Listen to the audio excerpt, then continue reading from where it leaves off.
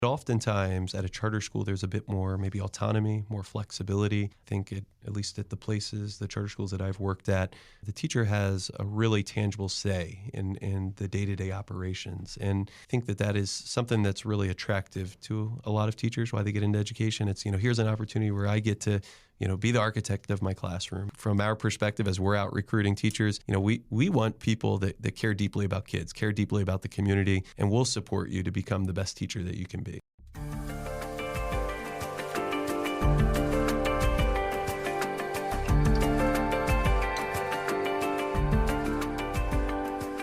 Welcome to the Nonprofit Podcast Network.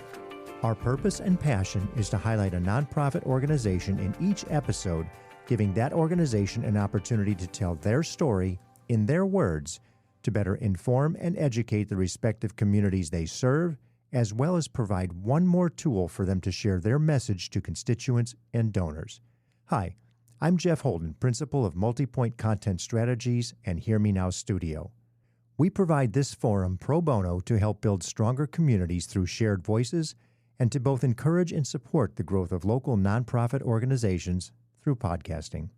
I'm pleased to welcome Kevin Dobson to the Nonprofit Podcast series. Kevin is the founder and director of Capital College and Career Academy.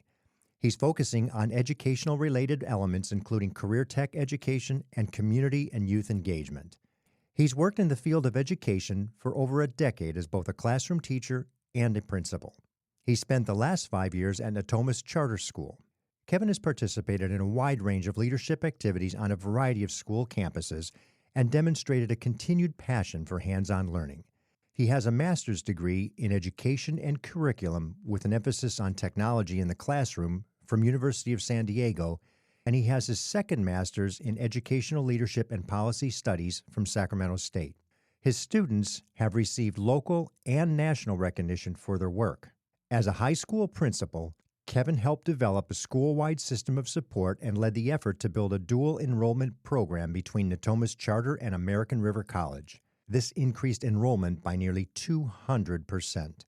He's led numerous teacher initiatives and instituted a systemic approach to professional learning communities. Kevin was also recognized as Teacher of the Year for his academy in 2018 and was nominated for the Gilder Lehrman History Teacher of the Year for the 2018-2019 school year prior to moving into administration. So Kevin, welcome. Thanks for having me today. I'm excited to be here. Excited to hear the story. I think many people have a question of really what is a charter school? Yep. We have public and we have private and we have denominational. Can you help us understand a little bit more about what it is? What is a charter school?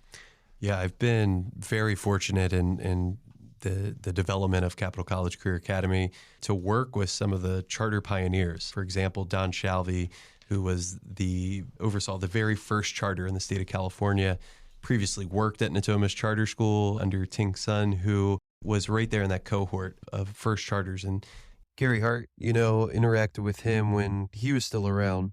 First and foremost, charter schools are free public charter schools. They're free public schools that really are meant to be innovative, to rethink education in different ways. Originally, the intent of charters was to cut through a lot of the bureaucracy. There's a great video of Gary Hart talking about that initial legislation, and he said he looked behind his desk and he had all these books. He said, "What is this?" And they said, "That's Ed Code." And he said, "Well, no wonder why nothing's functioning correctly or in a timely manner." And so I think the original intent, and as talking to some of those mentors that I've referenced, the original idea was this charter school that will have less restrictions, will be able to rethink education, do that in a different way. And ultimately, your traditional comprehensive public schools will adopt those models, and there'll be no need for charters. And I think the original intent was that charters kind of go away on their own. Here we are 30 plus years later, and I think it's just a chasm has grown between the two. I think one of the misnomers is that people don't see charters as part of the public school system. Yeah. And that distinction of my public school in the neighborhood community versus the charter school, whichever space it may be in. Can you maybe explain the differences? And you also mentioned Ed Code. I'm assuming that educational code. Right. That what the distinctions are. What happens differently in a charter school versus a public school if they're both somewhat public? A big thing that is often misunderstood. As a public charter school, we are not able to ask for a student's grades. We're not able to ask if they have an IEP on the front end. We can't ask any of that identifying information. And so a student comes to us, they have to apply to get in. So that is, somewhat different. It's not your home school. There is an application process. But we have to admit all students that apply. If we have more students that have applied than seats available, then we get into a lottery system. But, again, using my own family, I have a stepson who's a senior now in high school, goes to one of the large comprehensive high schools. He's in the IB program. He actually had to submit his grades, be admitted into the IB program.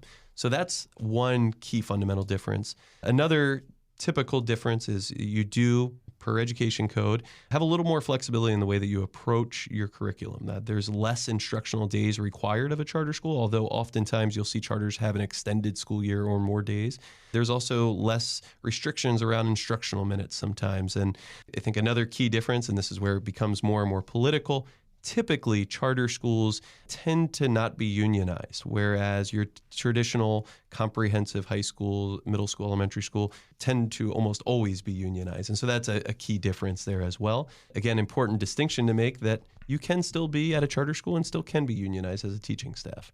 Does the unionization or lack thereof at the charter school change the criteria and requirements necessary for the teachers? I think, another big difference that kind of comes with that is oftentimes you're not seeing tenure at a charter school. And so the teaching requirements in terms of the credentials that are needed remain the same, essentially, if you are a charter versus your traditional comprehensive school. There was a time where that was a little different. Now they are essentially aligned directly. But the original intent of charters is always there, and I think it's still there among staff, is that these are opportunities to really think outside the box, be innovative. I mean, when you look in California Education Code and you see the description of a charter, really the intent is that you take people from the community, educators, and give them an opportunity to think outside the box and really think creatively about how do we best educate our young people and prepare them for the world of tomorrow. Is part of the distinction between a charter school and, let's say, a public school system school the ability to flex that curriculum for the students, to have a different curriculum, but still needing the same outcome at the end for requirements for graduation, et cetera? Yeah, I think, not to answer that with a question, but I guess another way to consider that, the idea with a charter is that you're authorized by a district or, in our case, the county office of ed. And so with that flexibility comes the fact that, they're going to hold your feet to the fire. Have you met the metrics that you've set out for yourself? And, a charter can be revoked in that sense. Whereas at your traditional comprehensive school, there isn't any accountability in that sense. That school will always continue to operate, and certainly there's steps if they're not performing at a certain level to remedy that. But a charter, I mean, that's the intent. You get more flexibility, but there is a higher level of accountability in terms of that authorization and being able to operate. How do you recruit and how do you retain teachers when there are different opportunities that provide security going forward?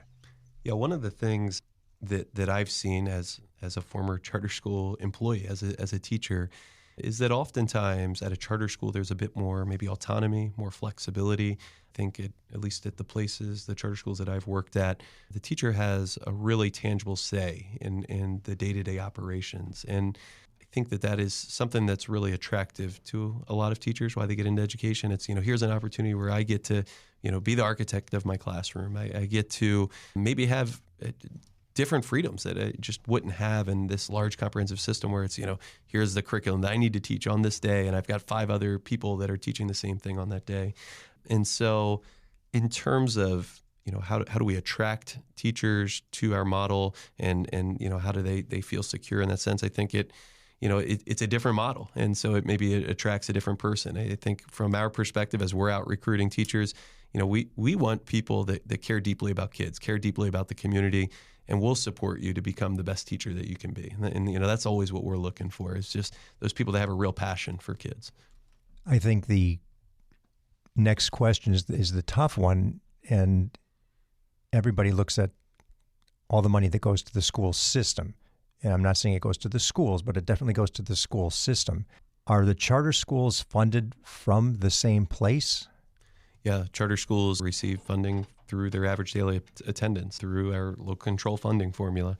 What is fascinating, I mean, there's a number of articles that are out there. I think two really interesting points. One is Stanford came out with a study earlier this year that found that charter schools improve the learning outcomes of all those in surrounding schools. So I think the original intent behind charters has proven to be a model that not only improves learning outcomes at that individual school site, but at the surrounding schools. The other side of that is just that, there is research that has shown time and again that charter schools are having better student learning outcomes for underrepresented students at a fraction of the cost typically. And that's something that is, I think, really unique with the model as well. Which begs the next question then. I'm a parent in a younger community with a lot of children who are going to school-age children. I have options in that community to send them to school A or school B, A being traditional, B being the charter. What would your presentation be to me for the benefit of sending my child to your school versus the standard traditional public school system school? As being an educator, just to zoom out from that question, I think the thing that I really appreciate with our community here in Sacramento is that there is schools for every type of student and interest, whether that is a dual immersion school, whether that is a school that's focused on early college credits or CTE programs. I mean, there is so many amazing opportunities within our community. So I think starting with that is understanding that, that it really has to be the right fit for a student. Why would a student choose Capital College and Career Academy? Again, I'm obviously biased, but I think we offer something that no other school in the region can. First and foremost, we have dual enrollment where a student is in high school but also enrolled at the local community college. So a dual enrollment partnership with American River College. But then we're also the only high school in the region where students can go to Sac State, take classes on their campus. A motivated young person can come through our high school and get up to 3 years of college completed. Conversely, though, we know on the education side of things that statistically, here in this state, only 30% of California freshmen are going to get a college degree. Yet we continue to hear this college for all narrative. And so our model is to put an equal weight on both college and the career side of things. And so we have a whole school focused on hands-on learning. Students go through a career exploration, ultimately move into paid internships, and they're working directly with employers. Pathways into state job at Caltrans, working with companies like SMUD, Teichert, Roebelin, McCarthy, Bolt, union apprenticeship programs. There are so many different pathways that I think that exposure and that relationship to industry is so also unique with our model and with our school. And do those relationships develop with the individual school itself? It's the responsibility of the school to forge the relationship with the potential employer? Or I should say, what do you call it? Business that takes on interns. Yeah, I think what we found is there's just such incredible demand for a workforce in the construction trades. And I hesitate to say construction trades because we say construction and everybody thinks, all right, you're going to go swing a hammer. But there are so many careers within construction. We really use that as a loose definition. I mean, there's construction management, architecture, engineering. There is the tertiary careers, marketing, accounting, all these different trades and careers that are available to a young person. And what we found is through all levels of the construction trades, there's just such a demand. When we started this in 2019, the average age of a period one apprentice was 28 years old. Now, 2023, the average age is up to 33 years old. I mean, there is just so much demand within the industry that there's, I think, always been a willingness from industry to come to the table, but it's difficult to do that. And I think we've provided somewhat of a solution in that we're a whole school focused around a single industry sector and really trying to represent all facets of the industry. And it almost sounds like for the students, it's a holistic experience. It's not just the teaching. It's not just the classroom. It's actual hands-on experience through relationships with those particular businesses. Absolutely. Yeah, we go through two parts of our program. Initially, it's a career exploration where we have a job fair on our campus. Students self-select an employer that they find interesting based on, essentially the presentation that they have at their table. And so a young person then will spend an entire semester with that company seeing all facets of it. Again, whether it's the accounting, the human resources, the skilled trades, we want students to have that experience to see what's out there. And then ultimately, after going through 3 rounds of that with 3 different companies, the idea is the students identified their interest and their passion, and now we're moving them into an employer internship where really the onus is on the employer to provide the work readiness training. What we've heard time and again from employers is somewhat of a frustration, not just at this K-12 area, but even at the higher ed, that educational institutions aren't nimble enough to really change the changing nature of the industry. And so what better way to prepare a young person for a career than pairing them directly with the industry partner that knows what they need for their workforce. It would beg the question that if this was an easy process, a lot more people would be doing it. But you're about to open a charter school. What's that process look like, and how does it happen that you're even able to show up in a community with a new school? Yeah, I think the background on the school, I live in North Sacramento. I was volunteering, Grant Little League. At the same time, I was a high school teacher, became a middle school teacher, became a high school principal. As I've told time and again to so many people as they tell the story of CCCA, it really just grew out of frustration that our community has some of the lowest educational attainment rates, some of the highest crime rates of the entire city. And it's night and day. I was a principal in Natomas. It is night and day difference in terms of outcomes. And it was a frustration of, why can't our community have something better, have more opportunities for young people? Why are we okay with the status quo? North Sacramento has generational poverty unlike any other part of our city.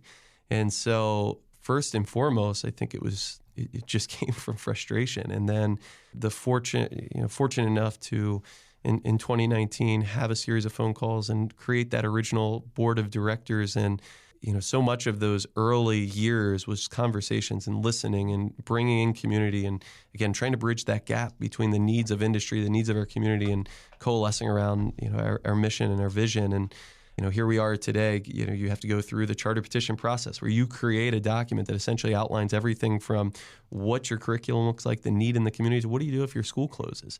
That then has to go before an authorizing body, which in our case was the Sacramento County Office of Ed, and ultimately it's up to those elected officials to either approve or deny the charter.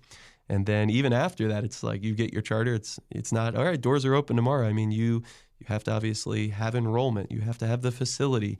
There is an MOU process that we go through. There's certain benchmarks that you still meet. And so it's an incredibly lengthy, rigorous process to go through.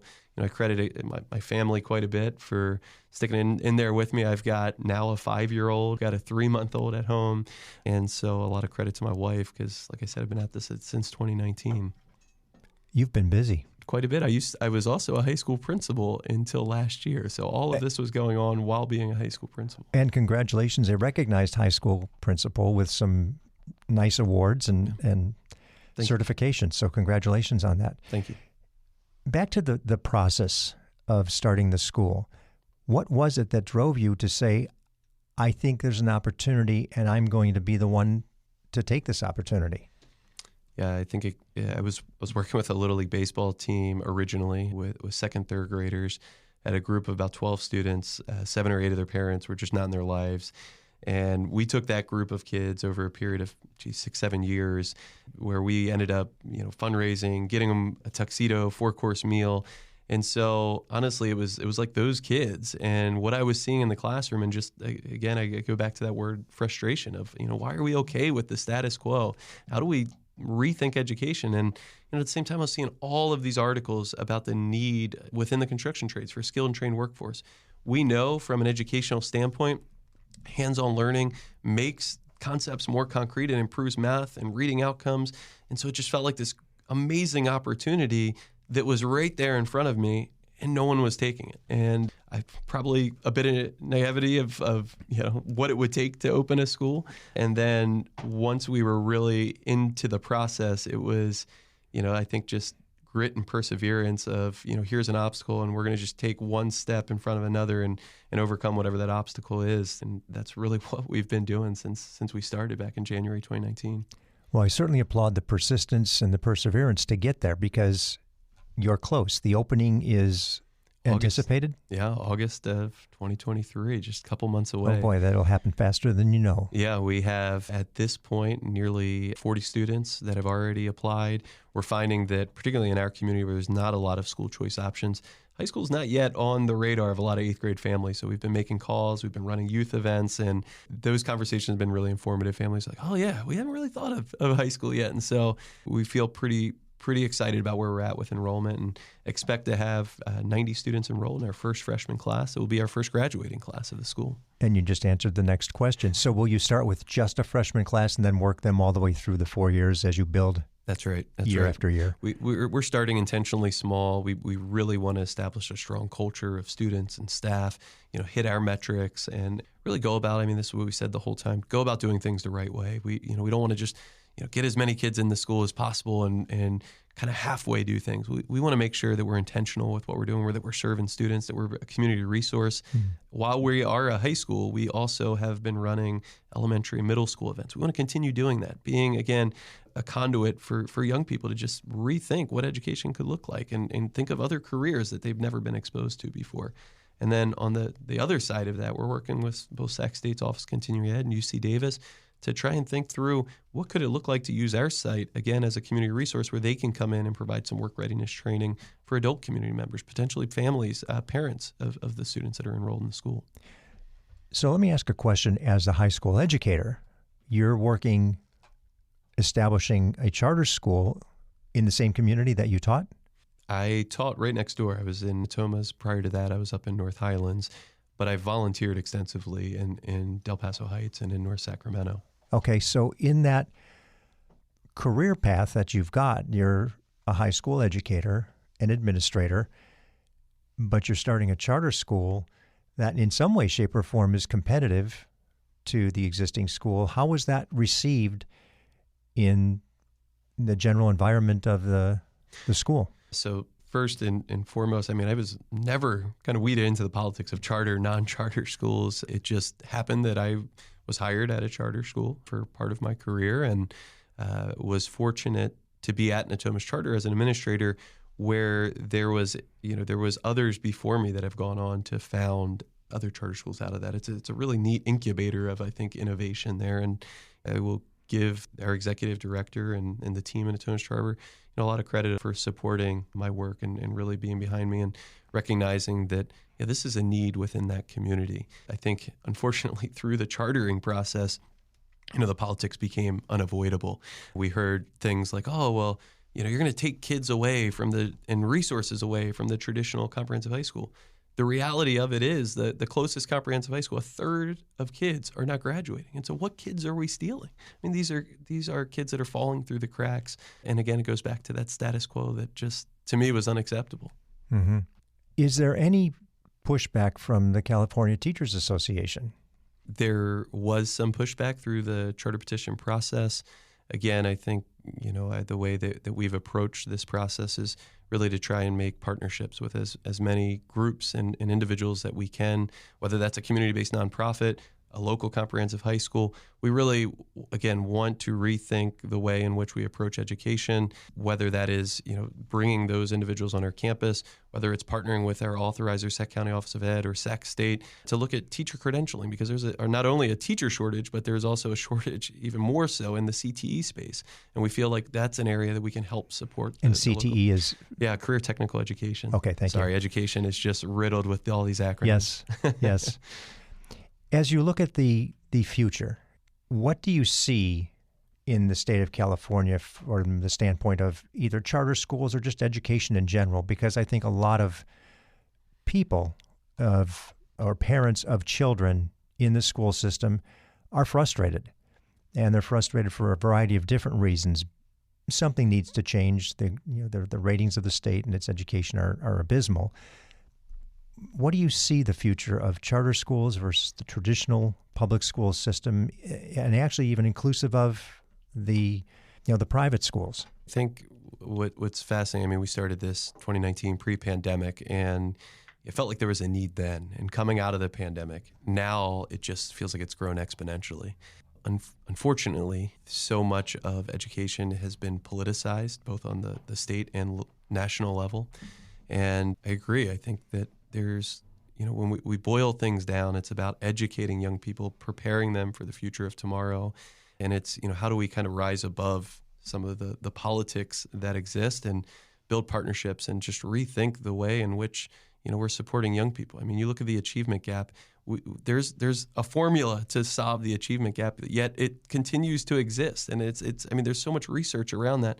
And I think that it requires communities, it requires parents to really, have their voice heard and say that, we're not okay with just the status quo.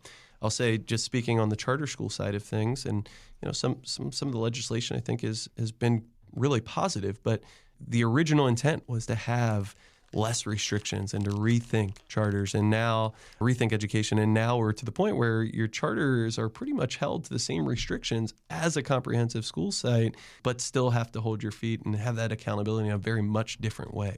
And so I think still trying to find those opportunities for innovation within existing law and what's allowed. There's not many new charter schools happening in this state. I mean, it's a difficult thing to create, unfortunately. It doesn't surprise me, but the bigger question I've got then is kind of back to this funding and the distribution of funds. How is that decided in any particular district? Because so many districts are, as you know, challenged in getting funding for their schools and for their teachers and for their supplies and et cetera. Yeah, I mean, that's going to be really the interesting thing to track, is because the current funding model in the state of California is per pupil funding. So you have this student, their attendance equates to this amount of money, whether you're a charter or you're a traditional comprehensive high school. But with the declining population in the state, with the amount of people that are moving out of state, with the declining enrollment up and down, particularly in coastal areas of the state, it's going to be really interesting to see. There's been some discussions of, do we change that funding formula? What will happen is, will be interesting to track to see, because there's small rural districts that are hanging on by a thread, and you have large comprehensive districts, some of the largest like LA Unified, that has seen significant enrollment declines, and that has an impact on the programs that they're able to operate and run within that school district.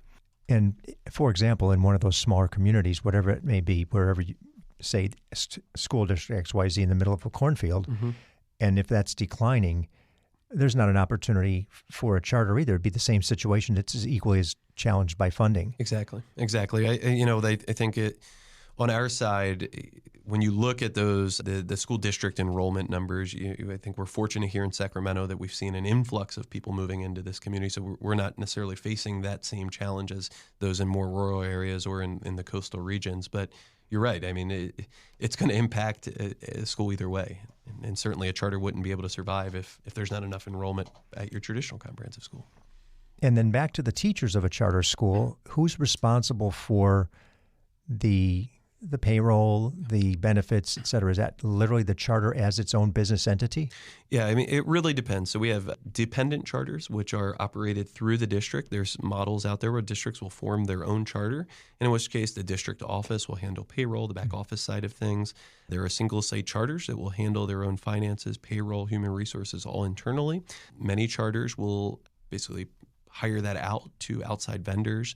And then you have large charter management organizations which have 15, 20, 60 schools, and they're a large organization in themselves. And that's just a whole different beast than I think, particularly our model where we were started as a community. It's a single site.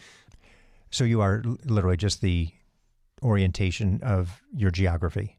Absolutely. We are founded in North Sacramento by myself, by vested industry partners and community members that have all just come together and said, hey, we need something different in this community. It's quite an undertaking. And I certainly applaud you for the effort in the interest of education for the students to break the cycles of generational poverty. But in the grand scheme of things, are the charter schools, once they're in the community, accepted by the community politicos, leadership, business community, et cetera? I think typically there is, unfortunately, and there have been bad actors. I mean, it's a business. You can look it up online. There was for-profit, essentially, charter schools in San Diego that were essentially like diploma mills. which is, that's unacceptable. And the California Charter School Association came out and acknowledged that same thing. Like, hey, we're not supporting this school. The end of the day, whether your kid's going to a comprehensive school, whether they're going to a private school, a charter school, parents want, the best for their kids. And if you are offering something that, is an asset for the community, for the children, I mean, that, of course, you're going to have support. And there will always be the politics around charters. But again, if you're making a difference, you're doing things the right way, you're providing a service that's not being offered anywhere else, it will be well received. So in closing, is there anything that you want to envelop to those listening that kind of just says you support the local charters, yours especially? I mean, there's going to be some people who you will share this with, and it's going to help them make a decision, whether it be for their student and or for the business support of that particular school. What would you say? Just think, again, that there are so many choices out there in our local community. I think that we have something to offer unlike any other in the region. And ultimately, I think it boils down to how are we best serving students? And one thing that I will promise you is that when you walk in the door at our school, you're not going to find a group of adults that care more about kids' success, that cares more about our community than we do. I mean, we're deeply vested in individual success and, really providing that exposure to industry partners. And so, that's what we always share with our industry is just, here's an amazing opportunity to not only support your business side of things, but really transform a community that frankly has not had a lot of good things happening to it the last 15, 20, 30 years. And the one thing I think that I really like about engagement in the educational support in a community as it changes and improves and more students graduate, they come back. Yeah. They like what they got in their particular communities. Yeah, we actually built into our high school model, we were actually chartered as a 4+1. And what that means is that a student can come back for their 5th year as they're transitioning into college, transitioning into a career.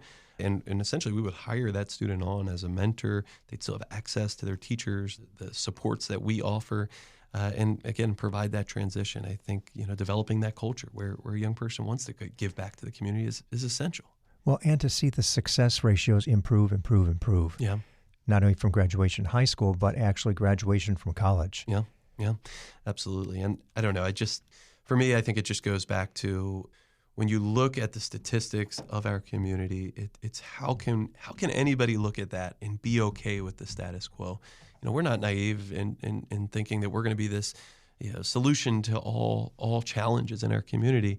But again, it's an opportunity that is really, really unique. And we wouldn't be here without our community college, Sac State partnerships, the industry partnerships. And so, I just feel incredibly thankful to even have this opportunity.